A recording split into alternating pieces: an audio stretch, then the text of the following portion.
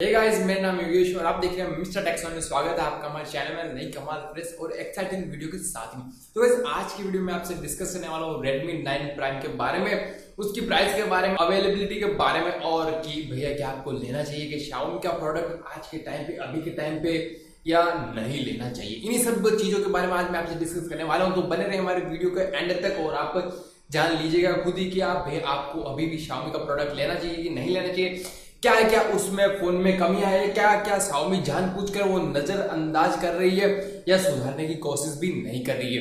तो ज्यादा time waste नहीं करते, सबसे पहले करते हैं हम स्टार्ट अपने जो कि स्पेस की लिस्ट और उसके बाद में बताऊंगा कि आपको क्यों नहीं ये फोन लेना चाहिए।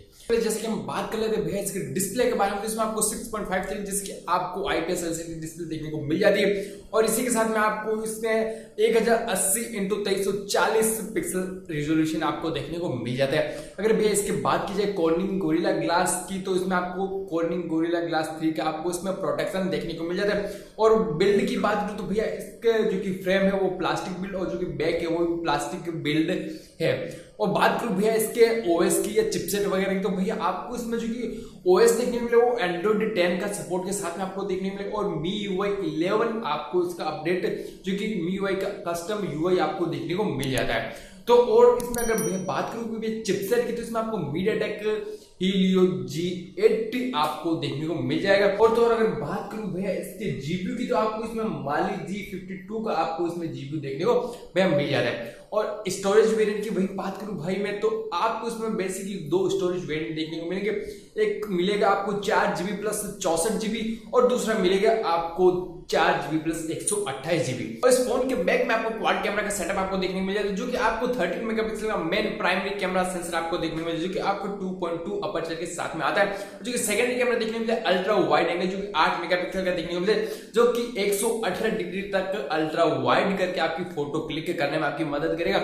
उसी में भी आपको f2.2 का अपर्चर देखने को मिल जाता है और 5 मेगापिक्सल का मैक्रो लेंस f2.4 के साथ में और 2 मेगापिक्सल का डेप्थ सेंसर और f2.4 अपर्चर इसमें भी मिल रहा है। और 8 मेगापिक्सल का जो कि फ्रंट कैमरा आपको सेल्फी के लिए, वीडियो रिकॉर्ड करने के लिए फ्रंट साइड से, तो वो भी मिल जाता है। और 1080p 830 fps तक आप वीडियो रिकॉर्ड कर सकते हैं। इसमें आपको लाउड स्पीकर मिल जाते हैं, हेडफोन जैक मिल जाते हैं। और बात करें इसके भैया कॉमन फीचर की, wifi, Bluetooth, GPS, FM radio, तो ये आपको मिल जाते हैं। और इसमें आपको टाइप C 2.0 कनेक्टर भी आपको मिल जाते हैं, यानी कि टाइप C केबल की मदद से आप अपने फोन को जो कि चार्ज कर पाएंगे।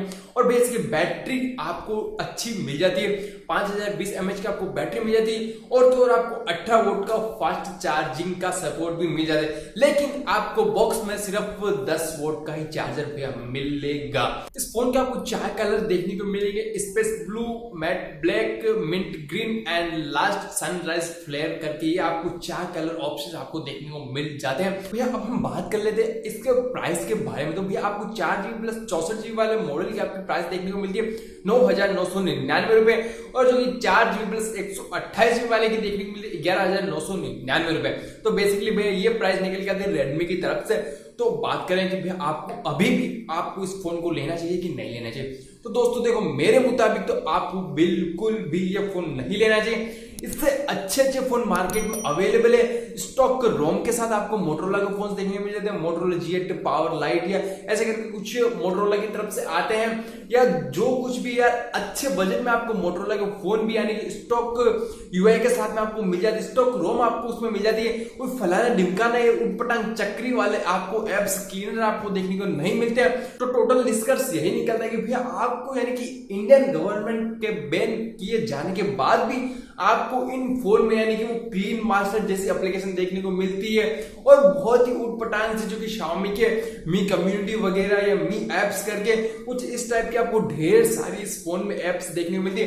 यानी कि बेसिकली अगर बात करूं एक नया यूजर लेना चाहता है तो भैया यानी कि वो इन एप्स के जंजाल में फंस के रह जाएगा, यानी कि वो सोचेगी भैया ये क्या फोन है, मतलब चल कैसे रहा, यानी कि आप लेना चाहते हो ना तो भैया ये फोन बिल्कुल भी मत लेना। अगर शुरुआत करना चाहते हो तो बिल्कुल भी इन फोन के साथ भैया शुरुआत मत कर लेना, पता नहीं आपका सारा एक्सपीरियंस चकनाचूर कर देंगे। इससे अच्छा है कि आप एक अच्छे स्टॉक फोन की तरफ जाए, जो कि मोटरोला के काफी फोन आपको इस कैटेगरी में 12-13 हजार की कैटेगरी में अच्छे से मिल जाते हैं और एक्सपीरियंस भी अच्छा खासा मिल जाता है। तो वैसी बात तो है नहीं कि भैया आपको हर फोन में यानी कि घटिया से घटिया स्पेस मिलती है। आजकल आपको कोई भी फोन ले लो भैया, आपका काम एटलीस्ट सभी फोन कर देते हैं। जो बेसिक से बेसिक फोन होता है ना, वो भी आपका काम निकाल देता है। तो भैया वो टेंशन मत लीजिए कि भैया आपको इसमें ये देंगे। एटलीस्ट आपका काम जो आज के टाइम में जितने भी फोन लॉन्च हो रहे हैं ना, वो सारे आपको बेसिक से बेसिक जितने भी काम है वो आप इजीली कर सकते हैं। आज की वीडियो में इतना ही रखते हैं। उम्मीद है कि आपको पसंद आएगी। जो भी आपको जैसी वीडियो लगी हो आप बाकी बेसिक फॉर्मेलिटीज करके चले जाना। लाइक शेयर सब्सक्राइब जितनी भी जो फॉर्मेलिटीज आपके मन में आती है वो सब कर देना।